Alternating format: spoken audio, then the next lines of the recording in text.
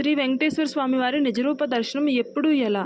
తిరుమలలో వెంకటేశ్వర స్వామి కనులు కనిపించకుండా అంత పెద్ద నామం ఎందుకు పెడతారు మీకు తెలుసా? తెలిస్తే కామెంట్ చేయండి. ఒకప్పుడు స్వామివారికి అంత పెద్ద నామాలు ఏమి ఉండేవి కాదు, చిన్న నామం ఉండి తన కనులతో అందరినీ చూసేవారు. అప్పట్లో వ్యాపారస్తులు, అధికారులు కొంతమంది చేసే చిన్న చిన్న తప్పులకు చాలా కఠినంగా శిక్షించేవారంట.